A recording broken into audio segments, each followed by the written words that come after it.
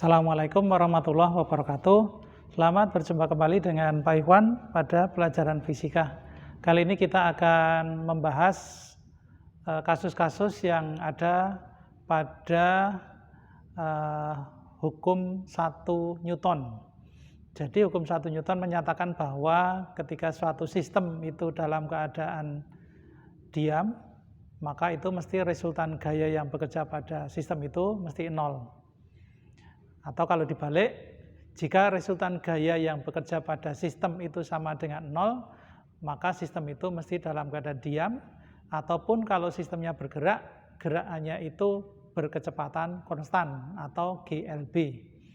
Nah, kali ini kita akan membahas bagaimana menggunakan hukum 1 Newton untuk menganalisis sebuah sistem. Apa yang dianalisis pada suatu sistem? Yang dianalisis adalah jenis-jenis gayanya, dan yang kedua besarnya masing-masing. Nah, di belakang ini ada contoh kasus. Jadi ada 2 balok, yang satu diletakkan pada bidang datar yang kasar dengan diketahui koefisien gesekannya, ya, koefisien gesek statis di sini.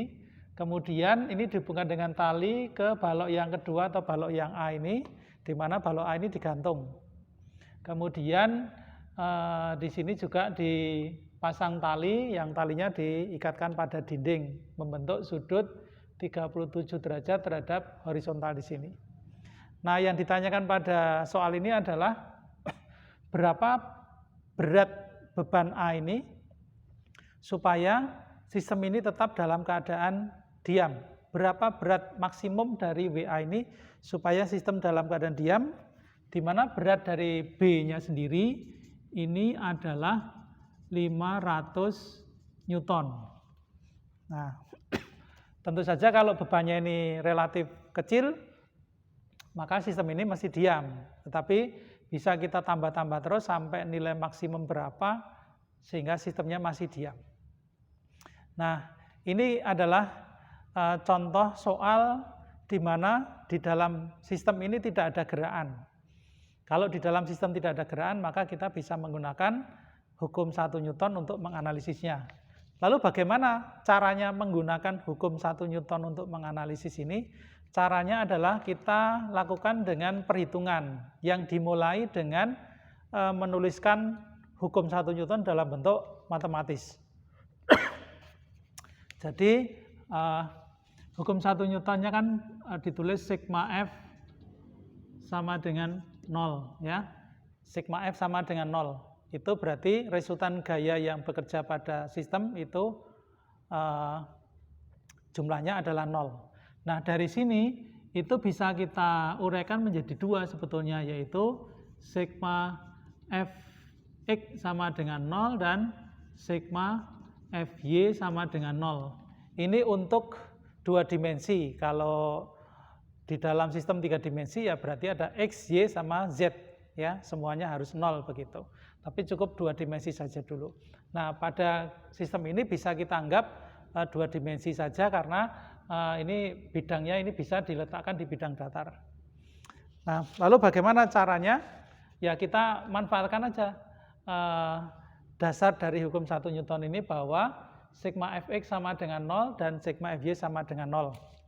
Jadi dari gambar yang ada di kasus ini, yang kita fokuskan adalah ini, tali-talinya ini dulu, kita fokus di situ, di mana kalau ini saya gambar ulang, maka gambarnya jadi seperti ini. Kalau kita ambil diagram bebas gayanya. Jadi di bawah di sini ada WA, ya, kemudian di sini talinya ada T, kemudian ini karena talinya itu dihubungkan dengan balok B, di mana balok B ini punya gaya gesek, ya, maka di sini kita ambil aja gaya geseknya. Nah, seperti ini. Ini langkah pertama, kita identifikasi dulu gaya-gayanya. Kemudian yang kedua, karena T di sini posisinya miring, kalau miring itu berarti ada unsur horizontal dan ada unsur vertikal, maka yang miring itu kita proyeksikan dulu supaya mudah perhitungannya. Jadi dari sini kita tarik garis vertikal sama horizontal di sini, lalu bisa kita gambarkan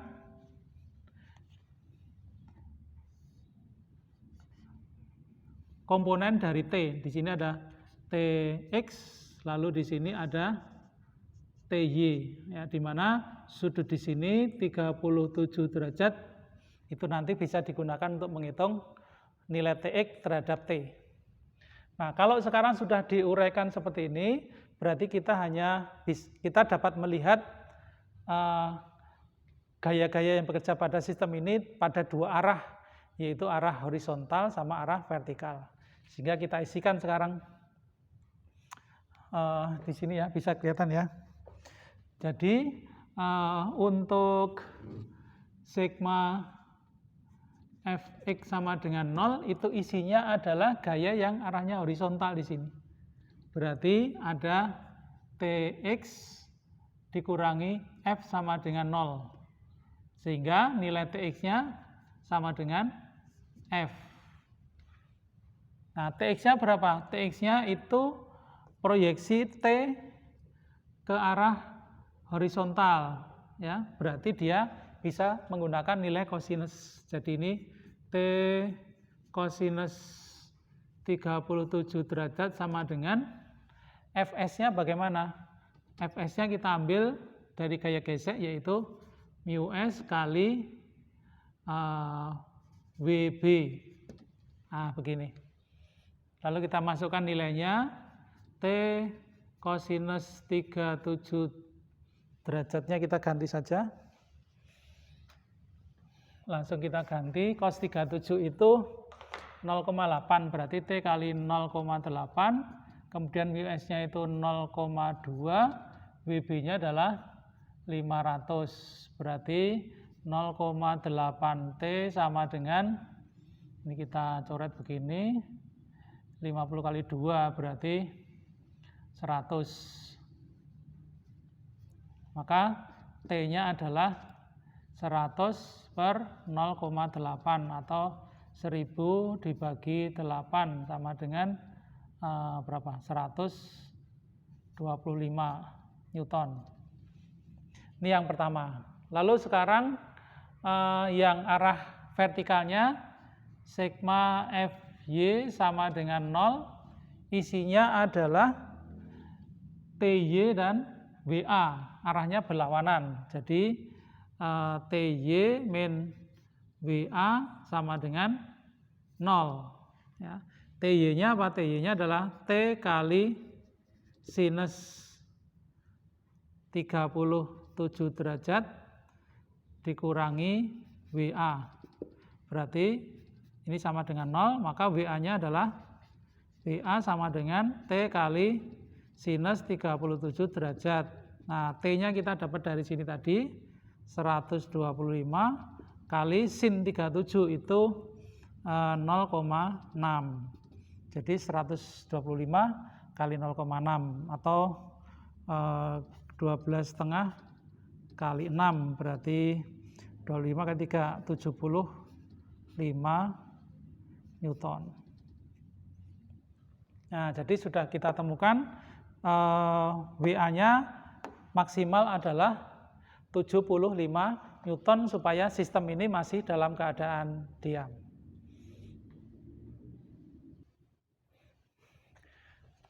Oke, selanjutnya soal yang kedua. Ya, jadi ini ada sistem yang terdiri dari dua balok yang disusun bertingkat begitu. Lalu balok B-nya ini diikat di dinding pakai tali. Kemudian balok A-nya ini ditarik dengan gaya F. Kemudian antara balok A dan balok B, jadi di sini bidang tempelnya itu ada koefisien geseknya, yaitu 0,2. Kemudian antara balok A dengan lantai ini juga ada koefisien geseknya, yaitu 0,3. Berat balok A itu 600, berat balok B-nya 300. Kemudian pertanyaannya adalah ini berapa besar gaya maksimal yang bisa dilakukan agar sistem ini masih dalam keadaan diam.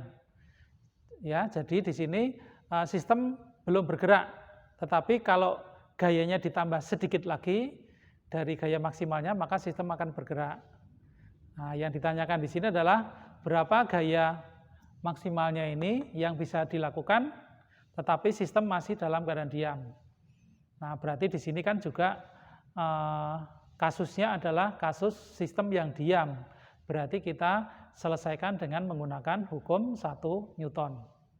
Sekali lagi, bagaimana cara menggunakan hukum 1 Newton untuk menyelesaikan masalah ini? Yaitu dengan kita gunakan persamaan hukum 1 Newtonnya, yaitu sigma F sama dengan 0. Tapi sebelum menggunakan persamaan hukum 1 Newtonnya, kita akan lukis dulu diagram bebas dari gaya-gaya yang bekerja pada sistem ini. Jadi pada sistem ini bisa kita fokuskan pada balok A, ya. Pada balok A itu bisa kita gambar gaya-gayanya. Jadi pada balok A itu kita gambar ada 3 gaya yang bekerja pada balok A. Ya, yaitu yang pertama yang kelihatan di sini yaitu gaya F-nya itu sendiri. Kemudian ketika balok A yang ditarik, maka ada gesekan antara balok A sama balok B, ya. Antara balok A dan balok B itu ada gesekan. Berarti di sini kalau balok A-nya bergerak ke kanan, gaya geseknya ya antar balok itu adalah ke kiri. Ini adalah FAB-nya. Kemudian juga karena balok A itu berada pada lantai yang kasar, ada koefisien geseknya, maka antara balok dan lantai juga ada gaya geseknya. Nah, kalau kita gambar untuk pada baloknya, kita gambar ke sini. Ini F balok A dengan lantai. Nah, kemudian kalau untuk balok B-nya sendiri, ya saya gambar terpisah di sini, yang bekerja adalah ini ada tegangan tali, sama yang di sini ada FAB, di mana FAB ini sama dengan ini. Nah, karena yang ditanyakan hanya berapa besarnya gaya F ini yang menyebabkan sistem itu masih dalam keadaan diam, berapa nilai F maksimumnya, maka kita bisa fokus di sini saja. Berarti F-nya ini maksimal harus sama dengan 2 gaya gesek yang bekerja di sini. Ya. Jadi karena ini arahnya horizontal, maka kita gunakan perhitungan sigma Fx sama dengan 0. Ya. Tidak ada gaya vertikalnya di sini karena gaya vertikalnya tidak dibahas karena geraknya hanya horizontal, sehingga yang vertikal tidak perlu dibahas. Nah, siapa sigma Fx-nya ini? Ya kita lihat ini ada 1, 2, 3. Berarti di sini ada F, terus ada gaya gesek AB, dan ada gaya gesek A dengan lantai. Nah, ini harus sama dengan 0. Ya. Sistem ini harus sama dengan 0. F-nya yang kita cari, berarti kita pisahkan di sini. F sama dengan FAB ditambah FAL. Sekarang siapa yang jadi FAB dan FAL ini? Atau besarannya apa saja ini? FAB itu berarti yang antara balok A sama balok B, ya, yang di sini. Berarti gaya gesek di sini bebannya adalah berat dari B-nya ini, sehingga di sini FAB-nya mu AB kali WB gitu. Kemudian untuk yang FAL-nya yang di bawah, nah yang di bawah ini kan bebannya ada 2A sama B, berarti harus dijumlahkan di sini. Jadi ditambah mu AL kali WB ditambah WA. Nah, seperti ini. WB ditambah WA. Tinggal kita masukkan angkanya saja.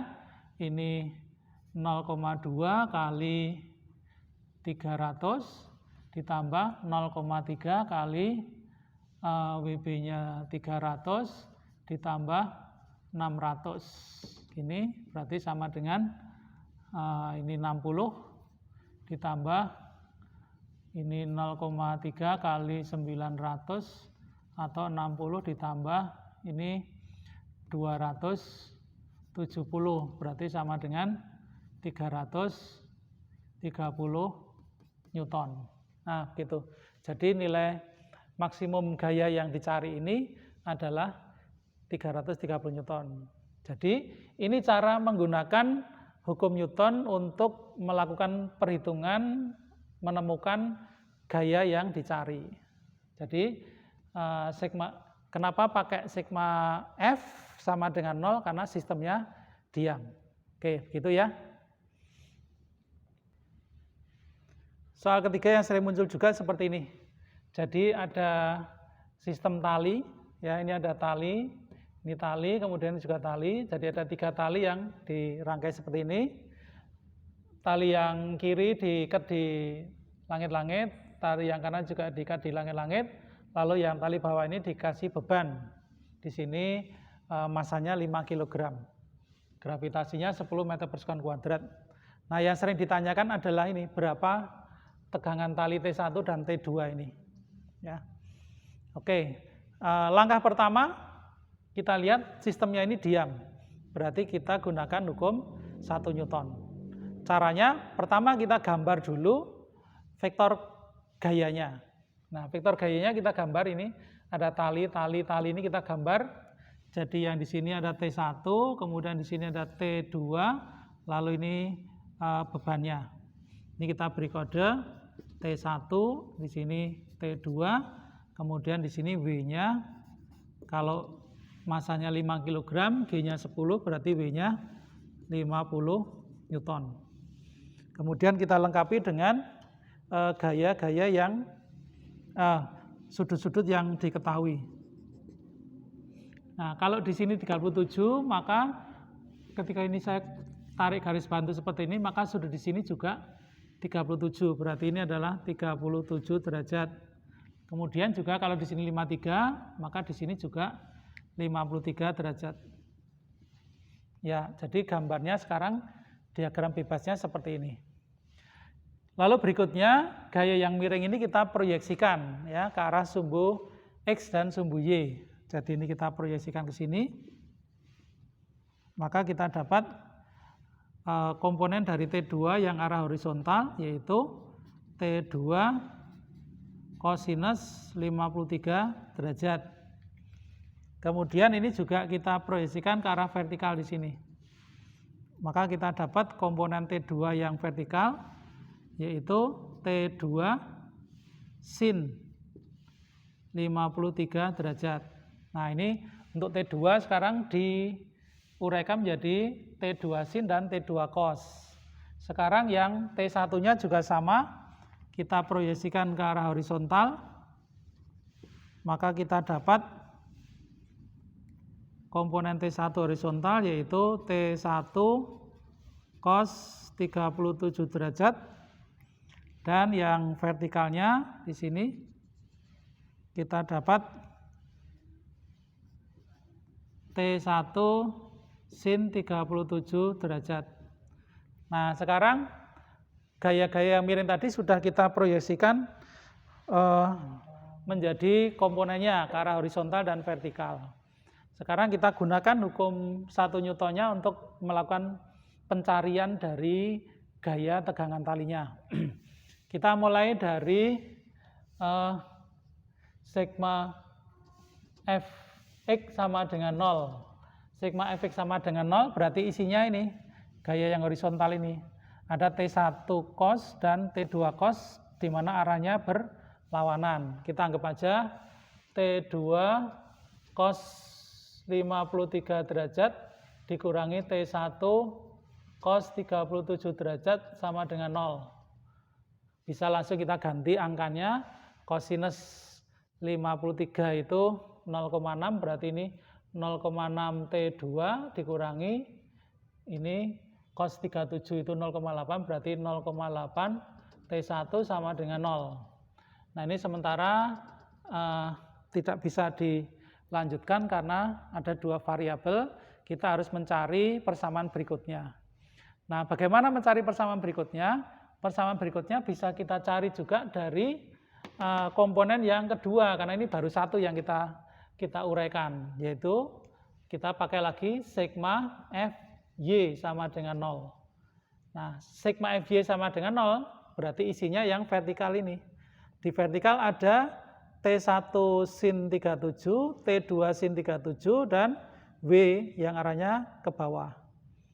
Nah, ini kita jumlahkan, yaitu T1 sinus 37 derajat ditambah T2 sinus 53 derajat dikurangi W sama dengan 0.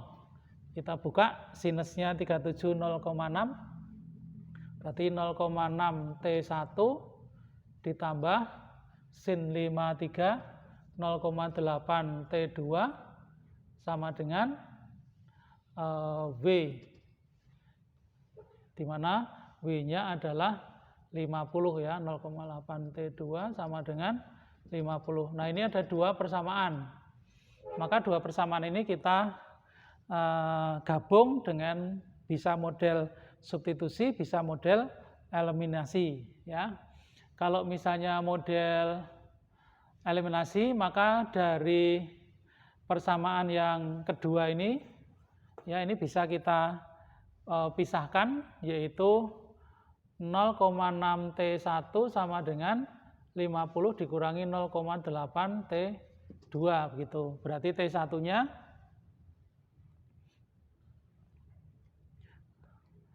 atau ini kita biarkan dulu, yang kedua kita ambil yang pertama saja. Kita ambil yang pertama yang mudah, karena ini ada minusnya toh. Jadi kita masukkan dari persamaan 1, itu kita ubah jadi 0,6 T2 sama dengan 0,8 T1. Nah, gini, jadi mudah. Maka T2-nya adalah 0,8 per 0,6 T1 atau 4/3 T1. Nah, dari persamaan 3 ini kita masukkan ke persamaan 2, di mana T2 di persamaan 2 ini kita ganti dengan 4/3 T1. Sehingga 0, ini persamaan 3 dimasukkan ke persamaan 2 ya. Jadi 0,6 T1 ditambah 0,8 kali T2 diganti ini 4/3 T1 sama dengan 50. Nah, jadi sekarang dengan menggabungkan dua persamaan ini, variabelnya tinggal satu, yaitu T1, maka bisa ditemukan nilai T1-nya.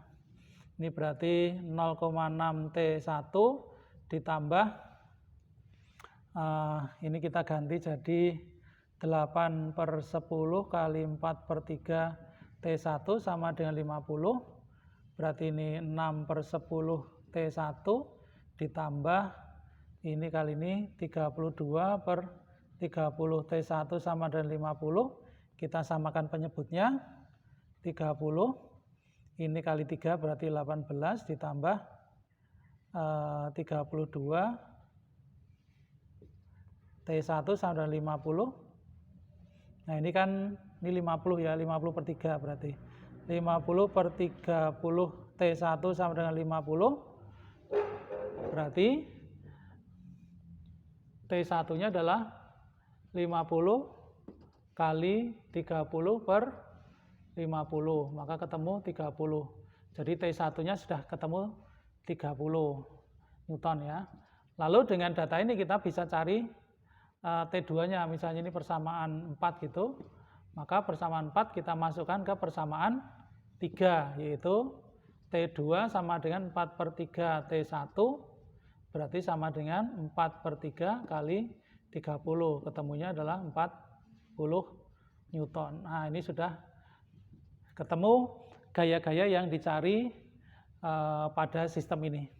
Jadi ini adalah contoh bagaimana kita menggunakan mengaplikasikan hukum 1 Newton untuk menyelesaikan masalah, yaitu menganalisis gaya-gaya pada satu sistem yang diam. Jadi caranya adalah dari hukum 1 Newton itu kita bikin persamaan. Ya, tentu saja sebelum persamaan kalian harus identifikasi dulu